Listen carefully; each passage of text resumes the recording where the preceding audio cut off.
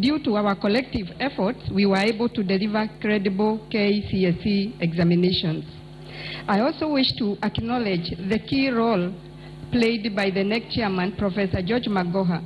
Although Professor Magoha joined the NEC only 7 months before the 2016 national examinations, he led us with so much ease, enthusiasm, energy, and focus, such that you'd think he had been at the Examinations Council for his entire working life. Please let us clap for these two gentlemen. He tells us at the council that he is a surgeon, but I think he has become a better educationist than the rest of us who have been there for years. Crucially, it was as a result of our different but complementary roles, whether in the Ministry of Education, Ministry of ICT, security agencies, Teacher Service Commission, NEC, that we managed to deliver an examination we are all proud of. No doubt it was as a result of teamwork.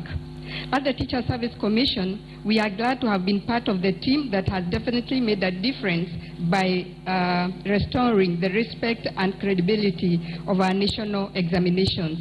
It is for this reason that I take this opportunity, this early opportunity, to thank all principals of our secondary schools and the thousands of supervisors, invigilators, examiners, and all our field officers who did a sterling job during the administration and marking of Kenya KCSE. But allow me a few minutes, Bwana Waziri, because like the Principal Secretary has said, we are the people who prepare, our teachers prepare the children from entry to exit. We manage the examination process. So allow me to make a few comments on a teacher's perspective. Ladies and gentlemen, I would digress a bit by telling you about a letter I received from a teacher a few days after the administration of the last KCSE paper. A long letter from a teacher in one of our public secondary schools came through the post office. The teacher wrote to commend our collective efforts in delivering credible KCPE and KCSE examinations. Maybe the Cabinet Secretary received a similar letter at Jogo. The letter dwelt on many issues relating to the conduct of KCSE, including very useful feedback on the 2016 examination strategy and proposals for building on our success. But one plain and simple paragraph in the teacher's letter struck me for the way it captured what had gone wrong in our schools. Allow me to read that paragraph in the letter.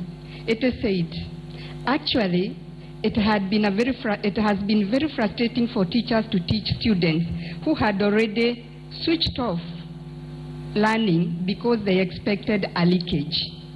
The culture of not reading or not working hard had entrenched itself in schools because most students in other classes had seen it obvious that they will access leakage when their year or time comes. Ladies and gentlemen, this was the experience from an ordinary classroom teacher of mathematics and geography. This letter from a teacher in an ordinary mixed-day school in our country captured the frustrations of most of our teachers, head teachers, and principals. We have wasted generations, literally murdered our own country through exam cheating.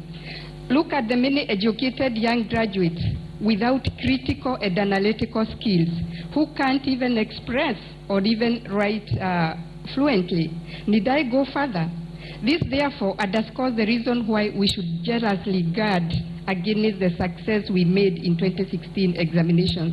Like many of you who participated in the administration and processing of KCSE, I have interacted with many teachers and heard their views on the and principals confessed that examination results whose integrity is wanting hurt them